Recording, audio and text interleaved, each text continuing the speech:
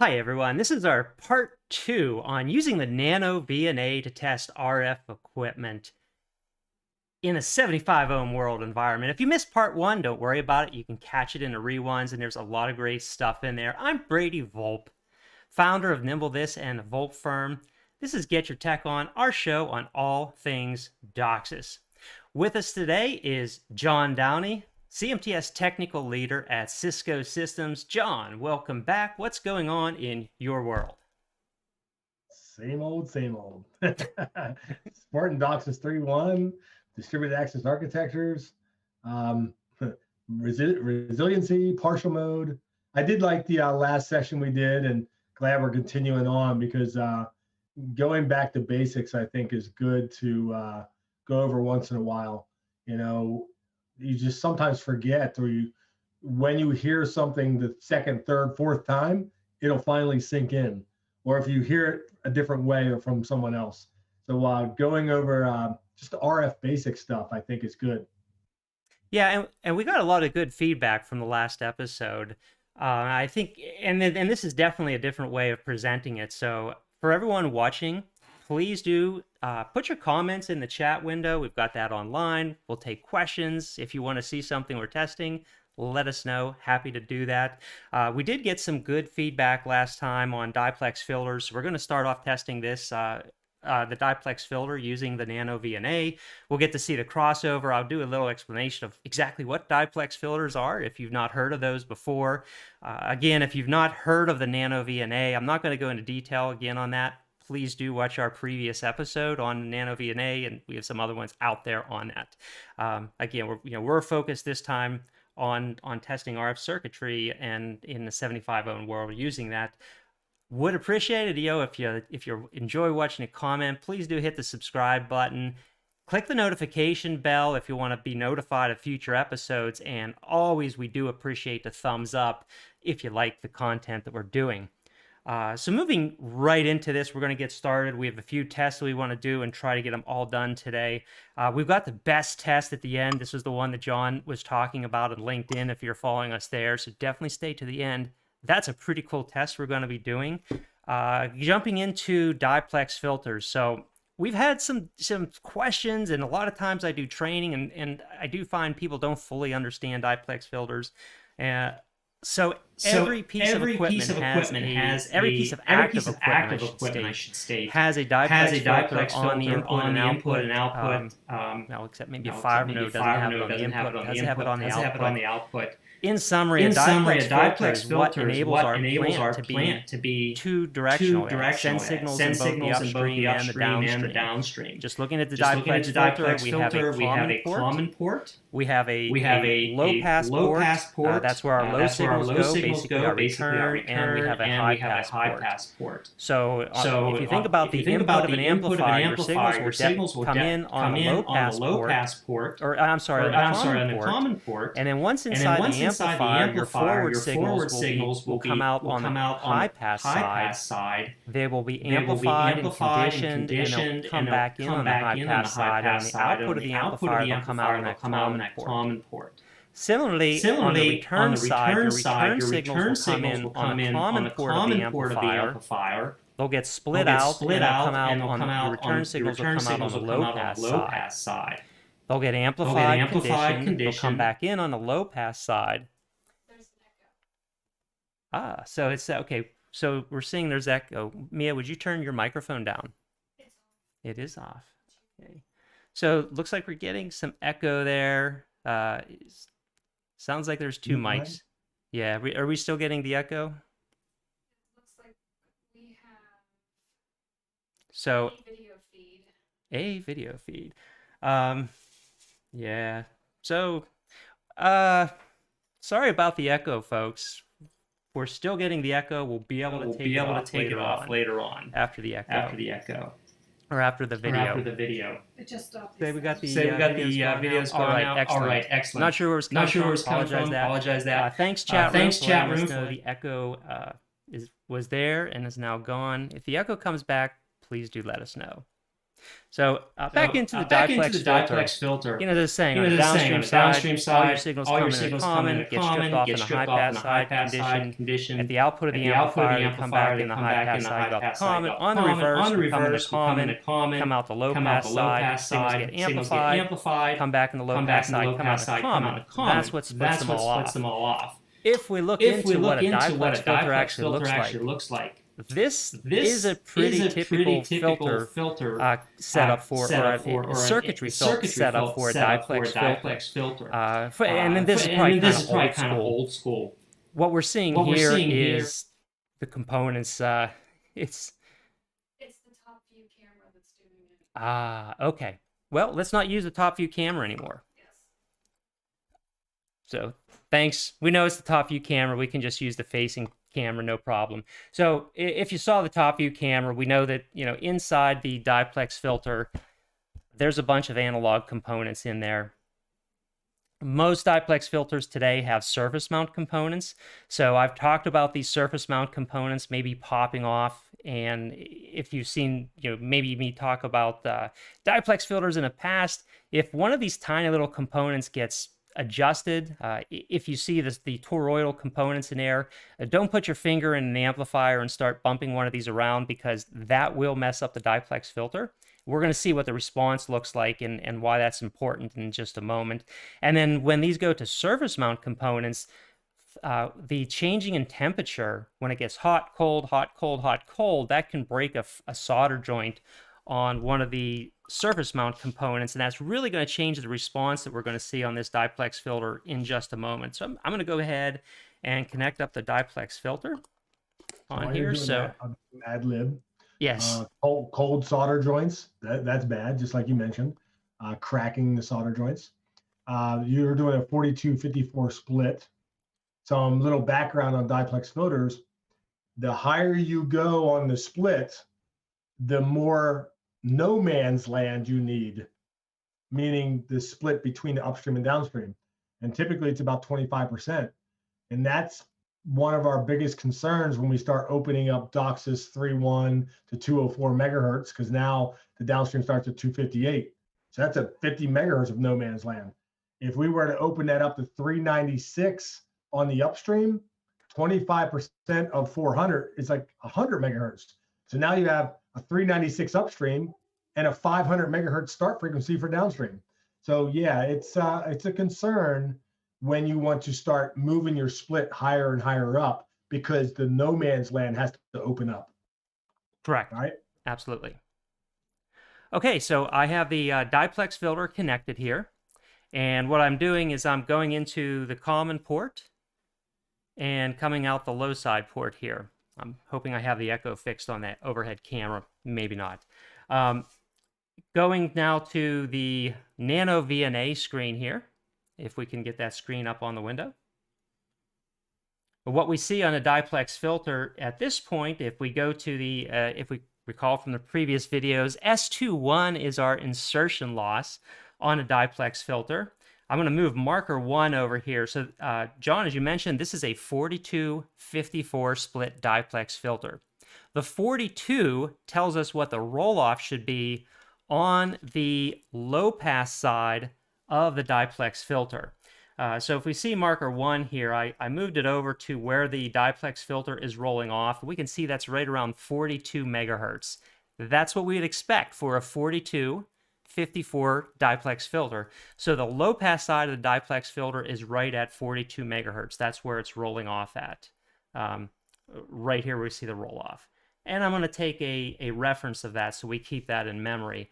The other important aspect of a diplex filter is how it rolls off. So I'm going to select marker 1 here, or I'm sorry, marker 2, and put that over at 54 megahertz. Actually, first I'm going to drop it down into what we call the valley of the roll-off here. This is where we're isolating the forward path from the return path. This keeps the forward path signals from getting onto the return path. And what we see here is we have about 60 dB of isolation. Now this diplex filter here probably actually has more isolation than that, but what we're seeing is a limitation of the Nano VNA, because the Nano VNA doesn't have as much dynamic range as what this diplex filter actually has, meaning where I have this marker 2 down here, that probably goes even further into the noise floor than what the Nano VNA is capable of displaying. If this was on a professional VNA, we'd probably see that marker 2 going down to probably about minus 90 dB, which is pretty typical of diplex filters. Anything you want to add on to that, John, before I go into the high pass side? Well, when you and I both worked at Secor, Yes. you probably remember we had to replan our diplex filters from a 4254 to a 4054, because if it's too tight, you have to make the roll off really tight, like a brick wall. Yep. If you loosen it up to 40 megahertz, you could ease off on the 54 brick wall. You could kind of slope it more, which gave us less chrominance to luminance delay on channel 2, because channel 2 sat right there at 54. 55.25 was video. But the chrominance luminance delay was, they used to call it the comic book effect. The color would start smearing away from the black and white. On channel 2. On channel 2, just channel 2. Yep. So we had to loosen up the diplex filter so channel 2 wouldn't get more than 170 nanoseconds of chrominance luminance delay. And we would see that after 7 amps in cascade. So there were ways around that. 1, you change the diplex filter. 2, you get rid of channel 2. 3, you do a chrominance to luminance delay negative in the head end. So as you go through the amplifiers and halfway through, you're back to where you started. And then you can go and double your cascade and you're back to 170 nanoseconds, which was the FCC spec. Yeah, and I actually want to add some to that. It wasn't so much that we were loosening it up. What we were doing is we were taking the 4254 megahertz diplex filter and shifting it to a 4052 megahertz diplex filter. So the channel 2, which channel 2 starts at it's rides at 54 megahertz. By moving it from 54 down to 42 megahertz, that was allowing us to not have any, it's basically, we call it chrominance to luminance, but it's basically group delay at 54 megahertz. So where by just moving that filter down to 52 megahertz, it wasn't causing that ghosting effect, the cartoon effect on channel 2. And so what I'm going to do now is I'm going to move to the high side, and we can actually talk about how, kind of how that shift works. So all I do is I take, I don't have to move my channel 0. I can just move my channel 1 from the low side of the diplex filter. And remember, I set a reference on there. So we'll still be able to see the low pass side, but now when we go to the Nano VNA screen, we'll be able to see the high pass side and the low pass side put together.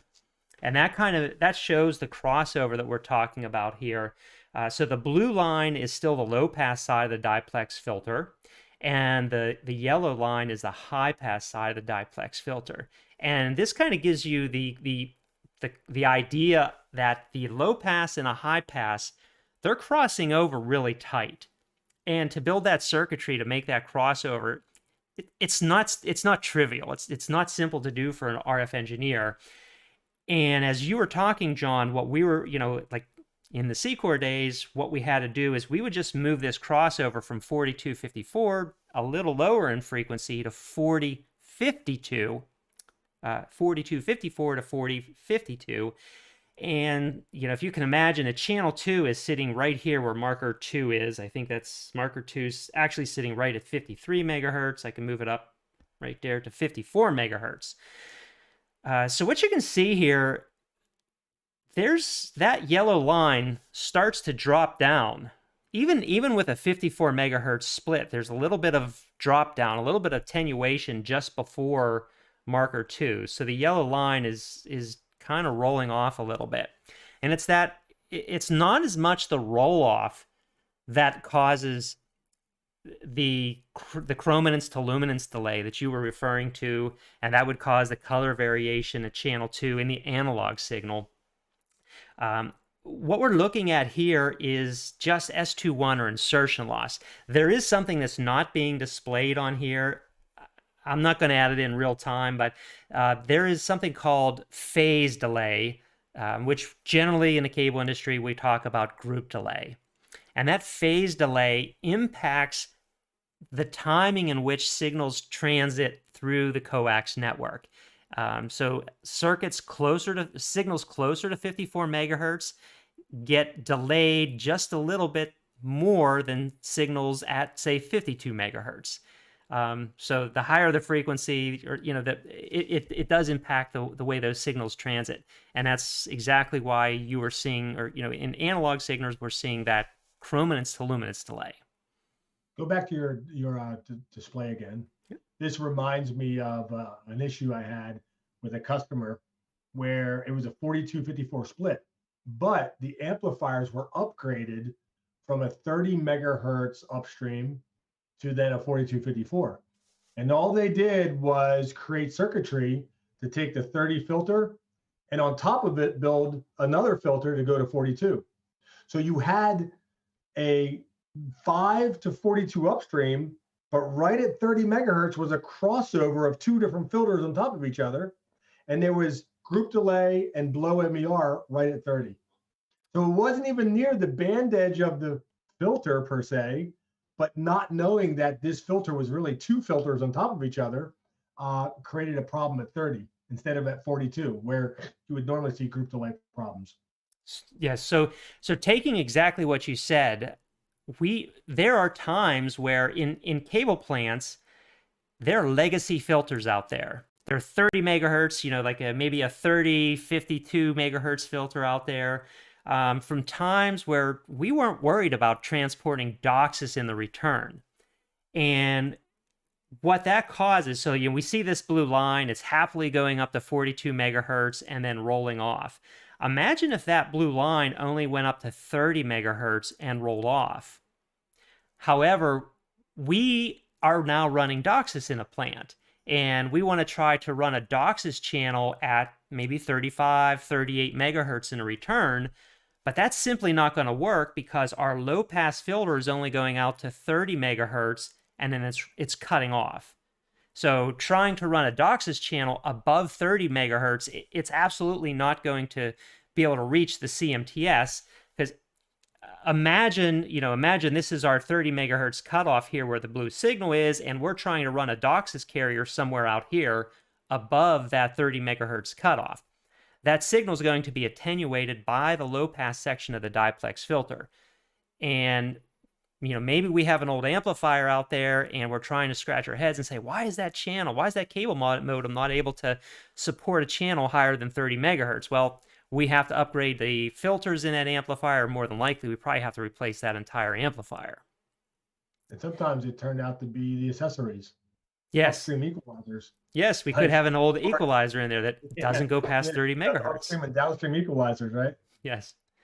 So the other thing that we see happen, which I was mentioning when I was describing this circuitry in the diplex filter itself, if one of these capacitors pops off, or someone sticks a finger in there and adjusts one of these inductors or breaks one of them off, the same thing could happen. This diplex filter that's going out to 42 megahertz, if it misses a component or a component's misadjusted, now instead of going out to nice and flat out to 42 megahertz, maybe it only goes out to 36 megahertz, and then it starts to roll off.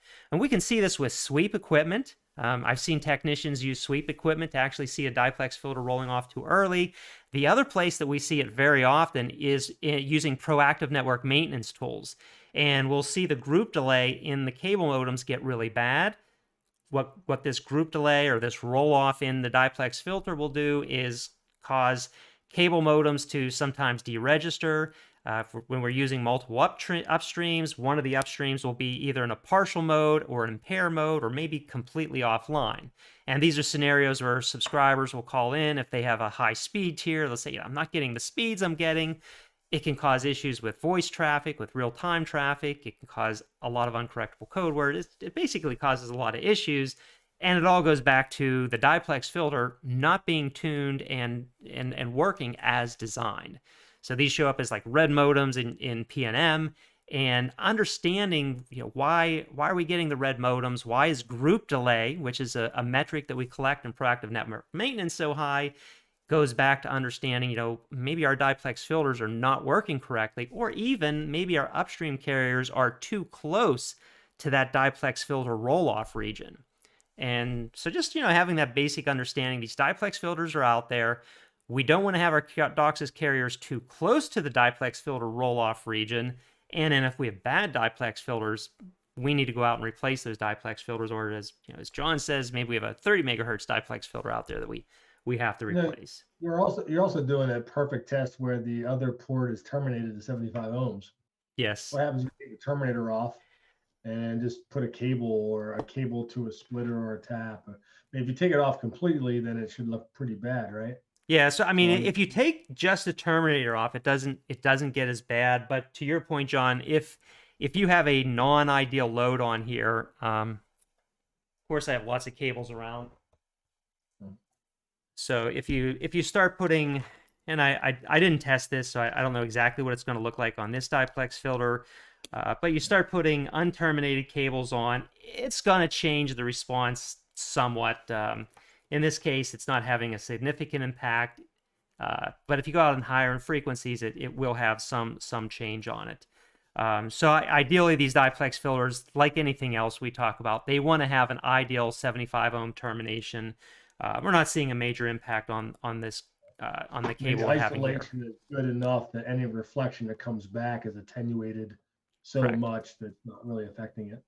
And I do want to mention these diplex filters are made by Eagle. I think it's Eagle Comtronics. These guys make really good diplex filters. They're based out of upstate New York. So I've generally got these anytime I'm doing anything in the head end. They're a very reliable diplex filter, so I do recommend them if anyone's looking for head end diplex filters. Mm-hmm. So anything else from your perspective on diplex filters, John? No, I mean, just understanding the different splits and using the proper splits that you're trying to work with. 85, when 85 came out, the spec was 85105, and I remember Cisco purposely made our amplifiers 85102 because legacy set-top boxes out-of-band signaling at 75 had frequency agility to put at 104. So Comcast wanted to have their downstream set-top box signal at 104, and an 85105 would notch it out and it wouldn't work. So we had to make our diplex filters 85102 on purpose. So we tightened it up just a little bit just to squeeze in their out-of-band signal for their legacy set-top box at 104. Yep. Yeah, and so I think that, as we go higher in frequency, that crossover that we showed, like the 4254 crossover, that gets even more and more complicated. So that crossover has to get wider and wider. So as we go talk about like going to an 85 split, a 204 split, maybe even a higher split than that, that crossover starts to get wider and wider. And that crossover I'm talking about is the difference between the low pass filter and the high pass filter. What's funny is the highest upstream, according to DOCSIS 4.0, is 696, I think. Mm-hmm. It's like 696. 25% of 696, so 700. 1/4 of 700 is over 150 megahertz. Yeah. So that's going to be a crossover upstream, between it. Your downstream is not going to start till like 850. Yeah. So obviously, if we do an upstream that big, we got to go to 1.8 gigahertz because you just got rid of all your downstream. 150 megahertz of downstream gone. Between the upstream and the diplex filter, you're basically starting at 850 megahertz. Yep. It is it's a change for sure. The conundrum. It's a conundrum to say. All right. So the next test I have here, I have a piece of RG59, pretty common piece of coax that you're going to have in any subscriber's house. It has a couple of low-quality connectors on it. These are not compression connectors. These are crimp-on connectors, which I strongly recommend no one uses. Unfortunately, we find these all the time in subscribers' houses. Right now, I have it connected up. If we go to the Nano VNA screen, we'll see we have a reasonably flat response. Let me set a reference here. And what I'm going to do is what happens so frequently in most subscribers' homes and even on the back of cable modems is I'm just going to, as you saw, I just did probably an eighth of a turn, maybe not even that much, to actually you didn't see it because it was here, but I just did an eighth of a turn to loosen up this connector here. And you can see on a Nano VNA screen, return loss is just bouncing all over the place because I set a reference here. Just as I kind of shake the cable here. This is a problem that happens very, very frequently to subscribers, and subscribers will start complaining, my modem's gone offline, I'm having speed issues, I'm having voice issues.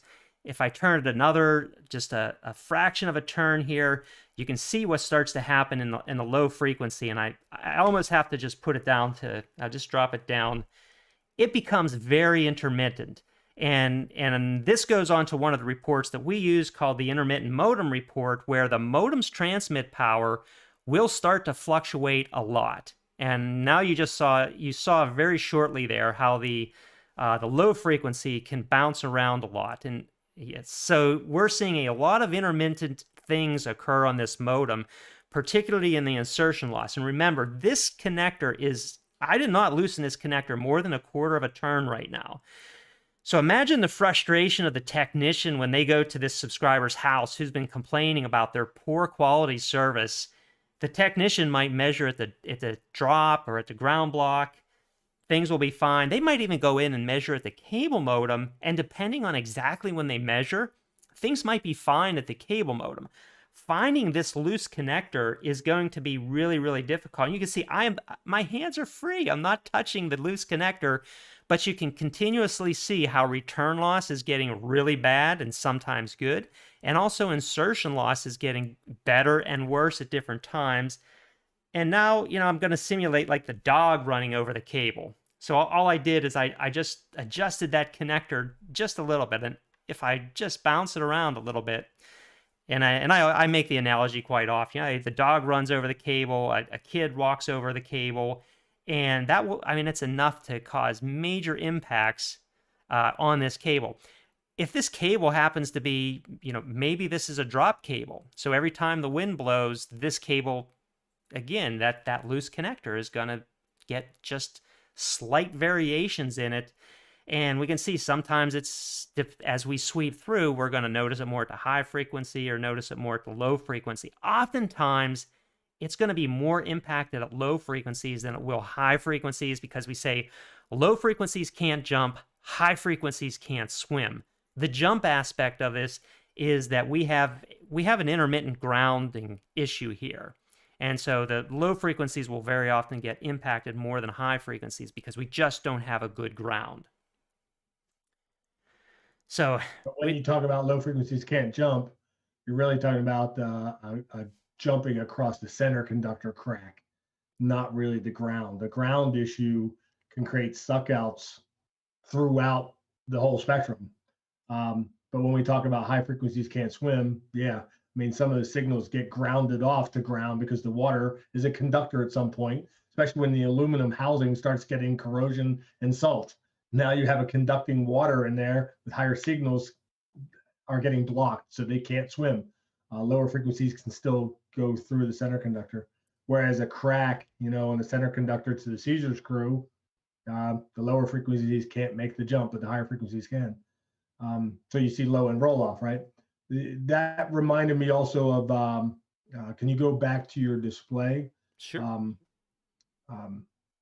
So the insertion loss changing on the fly and how that relates to the CMTS. Let's say it's a DOCSIS 2.0 modem, and I'm getting ready to send a station maintenance to that modem every 15, 20 seconds.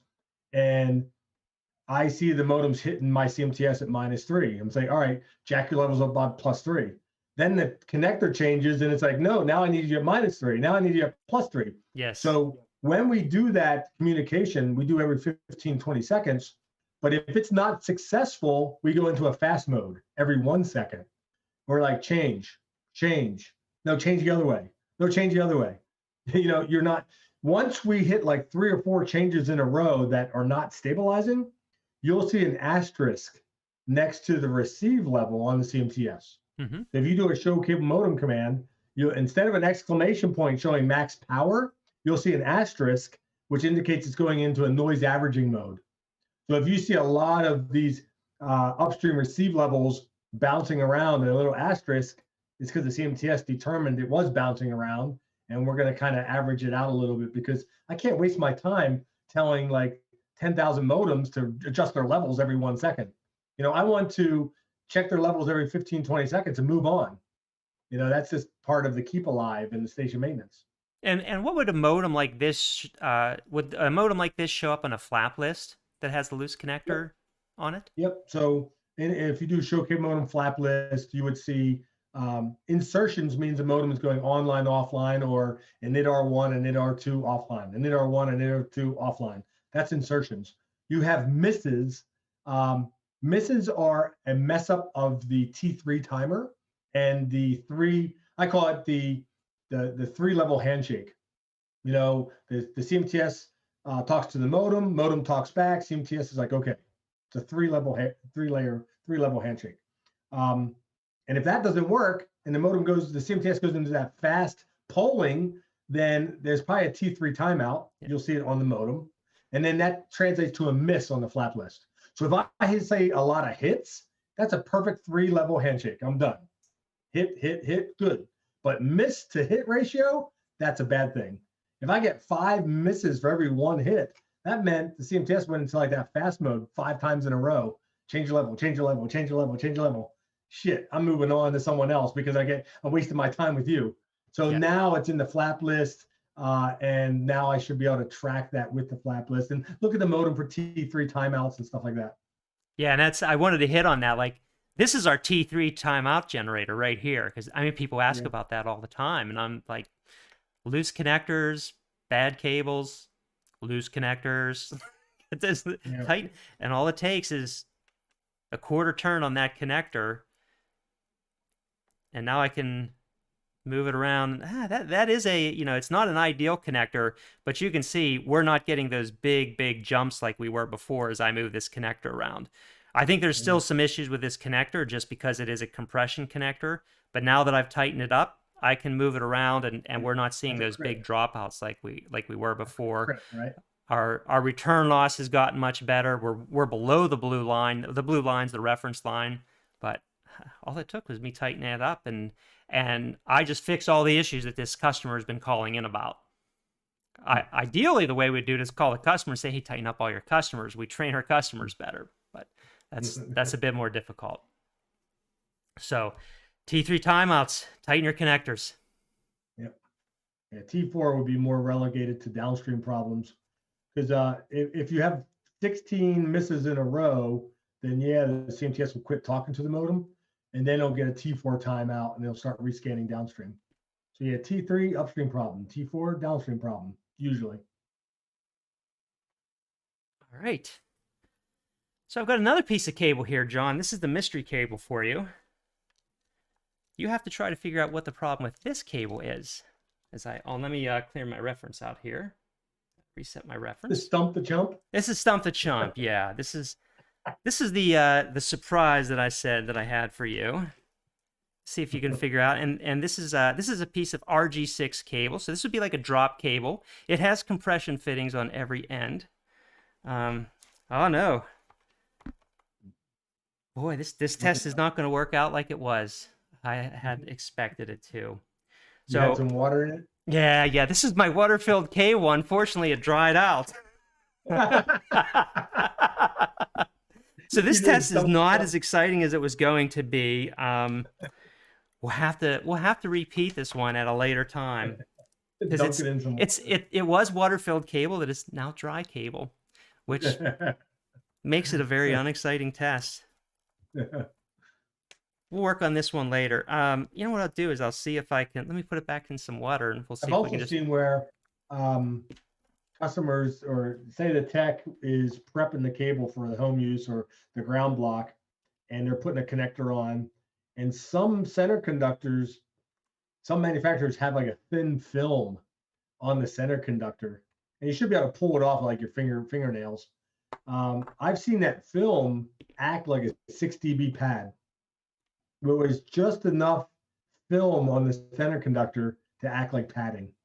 I get 6 dB, Right. almost exactly 6 dB, which was crazy because it's like it looked like an actual pad was installed. Yep. It turned Yeah. So out, disconnect it, look at it, it's like, oh, that's not a very clean center conductor. It's like, oh, there's like a film of scrape off the glue on it. corrosion. Yeah. All right. So the next test, John, this was the one that you suggested on LinkedIn, which I thought is pretty good. And you know, we've come across this many times. It's the what happens if you take two splitters. Each one of these splitters has 4.5 dB of loss in them. You connect them 3.5. together. You put a 3.5. signal in. You get a signal out. What would be the loss through these? Yeah, in theory, you would think 3.5 for one, 3.5 for another. You lose 7 dB. Should have about 7 dB of loss through that, right? So Yeah, yeah. And when you would that's what you would typically think. right. Now what I did here is I cut these cables to be equal length, so they're phase matched. So the signals, well, let's see what happens here on our insertion loss. So we put these together. Put that goes in to that goes out. And if these cables are cut correctly, everything will be in phase. So now we're connected up. We'll go to the overhead.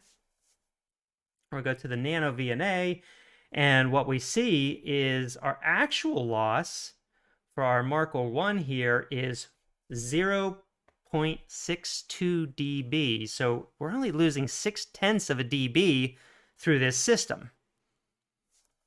So then you say, this is the reasoning behind power doubling. Remember parallel hybrid devices, Hybrids. power doubling? And we talked Where we had Corvus on, we talked about power doubling hybrids.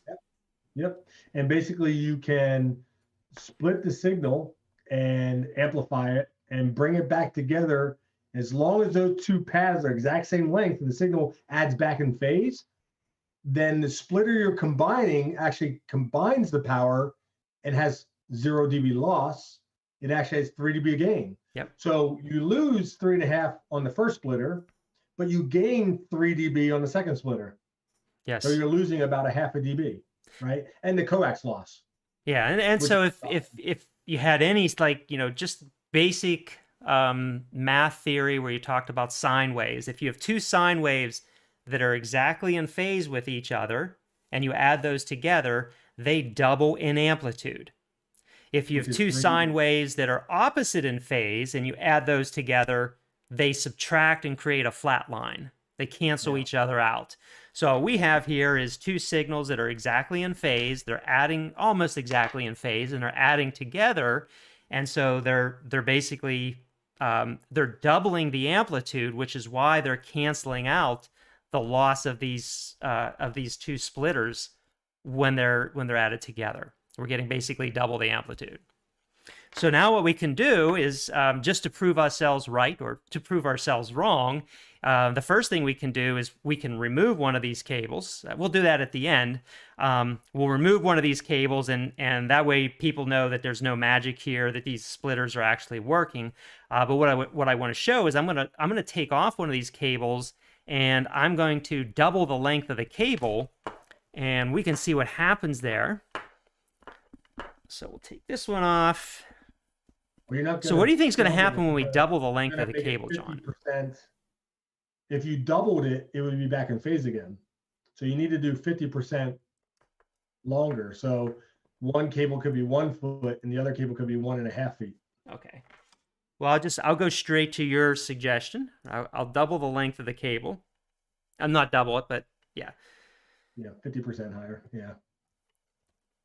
So here we go.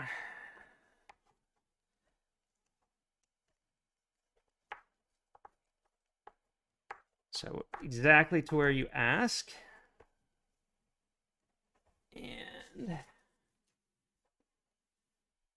what we see here now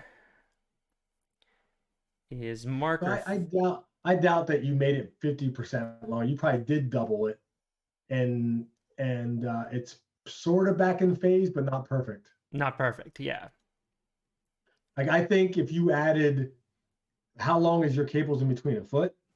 Yeah, each one of these cables is exactly 12 inches long.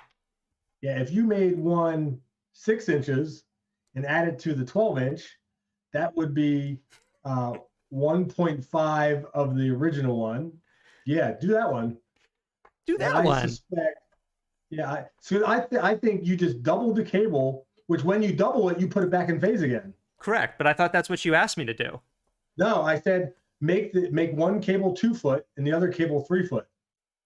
Oh, okay. Well, I don't have that That's many cables, John. Yeah. So, or make one cable 1 foot and the other one 1.5 feet, or Okay, well, I can do that. you can keep one 1 foot and the other one just 6 inches, but then you have to make it really tight. But See, in theory, when we do that and the signals add out of phase, I'm thinking 20, 30 dB of attenuation. In theory, it should be 60. It should be the signals totally got rid of each other. yeah, I mean, unfortunately, they don't actually do that because we end up with a resonant frequency in here, which we're going to see, and the resonant frequency just that's what we were getting earlier. So, just have to make sure we are sweeping here. Stop that, sweep that. Oh, I forgot to put us back up to a gigahertz. That's why. Sorry, John. Let me put us back up to 1,000 megahertz, and we'll see what we're expecting to see. All right.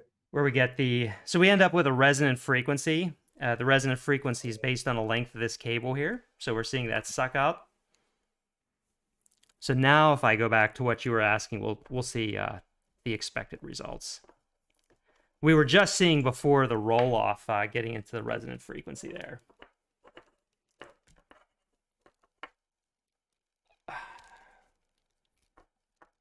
And so if we put the twice the length of the cable, by going through the two splitters without combining, you're losing the 7 dB we talked about.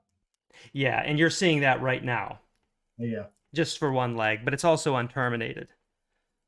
Yeah. The one splitter is. So putting on. So when we go 1 foot on one end and 3 foot on the other, which is what I'm setting up right now, what we see is multiple resonant frequencies. It kind of looks like a mess once I hook this up. And there we go. So I think this is more, I think to your point, it's not precisely 180 degrees out of phase, but we get close to it, and we see the standing wave that occurs when we have one cable. So we're out of phase with each other, basically. So one cable going through, the short cable going through, and then the longer cable going through, we end up with the signals now when they're adding up at the output. They're basically out of phase. They're not precisely 180 degrees out of phase, but they're significantly out of phase. And we end up with a standing wave in our insertion loss. So the first test shows when we have two cables that are pretty close to being in phase. To your point, John, we end up with very little insertion loss, only 0.8 of a dB. But once you get cables, then we start to get out of phase. Now we get that standing wave pattern where we have two signals being combined here, not in phase, and we create a standing wave. And it gets to be pretty ugly. Yeah. So I've actually run into customer environments, subscriber environments where subscribers are trying to do something similar to this because they think, well, if I combine two signals like my neighbor's signal and my signal together, I'm going to get higher signals combined, and it just doesn't work that way because we have this phased environment going on where, unless they know exactly what they're doing, and by the way, it's just not really ever going to happen where you're trying to borrow someone else's signal and your own signal and combine them together and ever get them to go directly into phase like that. I had a case like that. A customer, they had a 4-port tap and the customer had low levels. So like, I have an empty port here, so let's just combine the 2 ports in the tap. And in theory, if both cables off the tap spigots are the same length and you combine it, and then you run the one cable to the customer, they did get 3 dB more level for their downstream. But what happens on the upstream? The upstream signal has to go through the splitter that you put there, and then it's combined to two spigots on the tap that you don't know how those spigots are combined in the tap. You don't know if they're on the same internal splitter, like that testing we did the other day, where two splitters side by side are different than the two spigots that are catty corner, because they might be internal splitters that are different, the layout of the splitters inside the tap. Right. So yeah, they were causing all kinds of problems. The downstream level was bumped up by 3 dB, but the upstream level was, who knows what was happening. Yep. You don't know. You can't guarantee anything. All right. So I think the last thing that we can look at today is I have a common filter that gets used on the lines, gets used in head ends all the time, and this is a band stop filter that's used to trap out your video channels.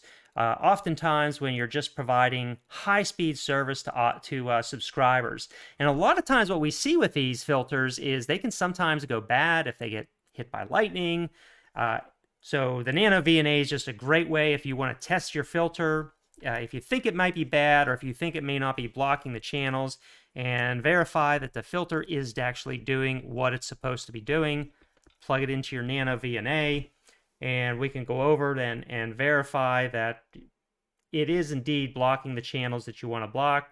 So you can move your 1 marker over, move marker 2 over in this case, and we can say, okay, indeed, the filter's passing everything up to, in this case, everything up to 90 megahertz. So all of our return channels are being passed. Then we can see it blocks everything out. So no signals are going to be passed until we get back up to about 180 megahertz. And then it's going to pass all the video channels between 180 and 200 megahertz. And then here we can see it blocks out everything in this region. So any video channels that you don't want the subscriber to get into this region are going to be completely blocked out with good isolation all the way down to minus 40 dB. So no chance any set-top box or anything else is going to be able to pick up those signals. And then we move the marker further up, and we can see right here around 470 megahertz and higher, all of those channels are going to be passed, which are normally going to be probably your DOCSIS channels up above that range. So this would be a quick way that you can just go through and verify all the filters, make sure they're doing what they're expected to be doing. I have seen, and I see this a lot of times when we do our full band capture analysis in the Nimble P&M application, where definitely subscribers are able to get channels where they shouldn't be able to get them, because sometimes you'll see where we have this nice sharp cutoff. You can see channels coming through because something breaks inside the filter, inside this little filter here, and instead of having that nice sharp roll off, it'll kind of just slowly attenuate down, and the filter's basically not doing what it's supposed to be doing. So I think that's an opportunity for operators to use something like this cheap Nano VNA to do quality inspections of filters. Maybe it's an issue from the vendor they're buying them from, or maybe after they've been out in the line for a while, they start to degrade, and now they have an opportunity to test them. More like the customer ruined it on purpose. The subscriber ruined it on purpose, and I know that happens because I've read on sites they talk about drilling through these and putting a piece of copper through them, so it does happen. Or I've heard of baking them or boiling them. Yep. Putting them in a boiling pot or baking them or trying to ruin the components. So running electricity through them. There's a whole host of ways that people have come up with bypassing these filters intentionally.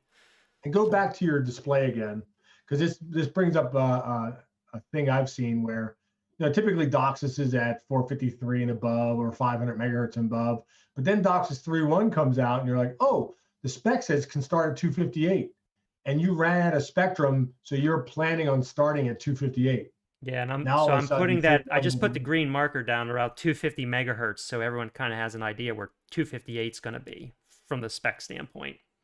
Yeah, so there's cases where we do run into someone puts a 3.1 modem in the house and they forgot about this filter. Got to go find these filters. Yes. Yeah. Yeah, and that's actually something we do with some of the new modeling we're doing with P&M is to be able to go out and say, hey, where are these filters out there? So you can do that as part of pre-checking, and I mean that's basically a function of full band capture in the cable modems. Even though your subscriber that you're looking at may not have a full band capture cable modem, their neighbor may have a full band capture cable modem. So you can still have that visibility to say, well, where are these filters located in my plant, using that full band capture capability and modems to do that and do that analysis for you to say, do I have a filter in that section of the plant or not? Or maybe even my head end. In this case, a lot of times, people cross bond the 3.1 OFDM with single carrier QAM. So single carrier QAM will probably lock on. I might use it as a primary, but then as the modem comes up and tries to cross bond with OFDM, it'd be like, I can't do it. So it goes into partial mode. Or the modem ends up not using that bonding group at all because it can't see it. And then it ends up on single carrier QAM. So you end up in 3.0 mode and not 3.1 mode as intended. Right. Completely makes sense. So, well, I had this, I put my cable, my piece of cable back in water for a little while, and I just want to see if it had enough time to absorb it. The one thing about coax cable, and so we had Larry Wilcott on a while ago in a show, and he was talking about the water soak cable. The bad thing about coax cable is if it has cracks or nicks in the outer shielding, which this piece of coax does, is coax will absorb water, and if it rains, rain will get in the coax. That's the bad part. The good part is if you leave it out of the water too long, it will dry out, particularly if you're trying to do a demo. It looks like I put this coax back in water for just a few minutes, the time that we've been talking, and we can see this is why when it rains outside, plants get worse sometimes, and subscribers have problems. So again, this is a piece of RG6 coax. I have compression fittings in it. This piece of coax, Mia, if we could just quickly get the overhead on it. Yeah, you got the overhead there. If you see, I just have the shield nicked on this coax. And all I did is I set this in water so the coax could absorb some water in there. And now if we go back to the VNA screen here, you can see what the water does to that coax, John, and hopefully the subscribers can too. What was a real eye-opener for me with Larry, I didn't really think about it that much, is, we used the formula 492 times the velocity of propagation divided by the periodicity, right? The separation in your spikes. To find a distance. The problem is the velocity of propagation changes when there's water in the dielectric. And it's not just dielectric anymore. And the periodicity of these spikes changes as you go higher in frequency, because as I mentioned before, high frequencies can't swim. So the higher you go in frequency, this periodicity actually changes. So when you're like trying to say, well, where is this water at? Or, could I determine where the water is at? That really screws us up too, because if we try to measure the distance between these spikes, they actually change as we get higher in frequency. But that actually can be used to our benefit, because that helps us differentiate between, does this piece of coax here have water in it, or is it damaged? Now, this piece of coax is damaged because it has a nick in the outer conductor here, which is letting the water go in. But what it does is because that periodicity changes, it lets us know this is a piece of coax that actually has water in it.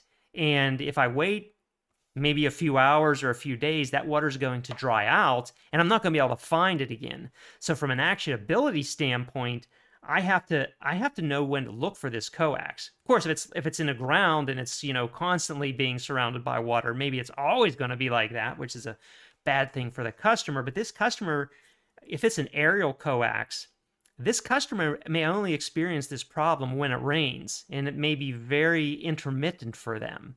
As we just saw here, like a few minutes ago, I couldn't do this. I had to put it back in the water, let it sit for 10 minutes, during an hour-long rainstorm, and then this customer service is going to go to crap. At the high frequencies, as you can see on the screen there, it's horrible. Absolutely horrible. Didn't Larry also mention that if that water freezes, it doesn't look so bad? If it freezes, it gets a little better, but it doesn't fix it. It doesn't take it away. It just gets a little better. But the water's not going to go away. when it thaws out, it's going to get really bad again. So depending on climates, it's definitely going to have impacts as well. So yeah, that's water soak cable. It is definitely an impact. I definitely want to say, thanks to Larry and his team for identifying this as something even new that we can add to our proactive network maintenance programs to be able to identify these types of impairments. And using the nano VNA is just a way that we can test it in the labs and do more evaluations and do this type of cool work, this neat stuff that we can do with it. So it's cool, it's fun. The Nano VNA just gives us more visibility into it. And as I said before, it's a great training tool. It's a great tool for operators to use for this type of stuff. Costs $35. Take it out in the field, do fun stuff with it. I think it's just good. The visual drives home the information and the theory, right? Yes. We could talk theory all day, but when you actually see it working and it works out sort of the way you expected, and you can make sense of it. Yep, absolutely. All right, so some comments in the chat room here from Green. It says, could you do a bad repair on a cut cable, like tape the copper core together and twist the shielding together, how people do such bad repairs? Green, you're absolutely correct. That stuff does happen. I think you know exactly. I know exactly what you're talking about. You know what? We're at time. We're at just a few minutes before the hour. So I mean, what you're talking about is actually correct. Where people just cut the line and they twist the center conductor together. They twist the shielding together. I think that'd be another test that we could do. Maybe at another time, another podcast or another live stream we're doing, John. But I have to imagine the reflections, the return loss on that, and the assertion loss has to look awfully nasty. How do you get back to 75 ohms at that point? You can't. You have no dielectric. Yeah. You have no dielectric. You don't have proper spacing. The 75 ohms is related to the center conductor size, the outer conductor difference or distance from the center conductor, and the dielectric in between. Yep. And you're going to tell me you're going to take a center conductor and wrap it together, and the outer conductor you're going to try to braid it back. Yeah. But I mean, I've seen it so many times where you just pull something up and it's like center conductor twist, and sometimes they even go the extra length and they put wire connectors on it, just for good measure. So, all right, well, John, thank you for your time. This was an interesting episode. Thanks for everyone on the chat room. Thanks for catching our echo too. We got that cleared up, and this was fun. I enjoyed it. Thanks for everyone for watching, and we'll be back soon for more on Get Your Tech On, our show on all things DOCSIS. So long. See you next time. All right, take care.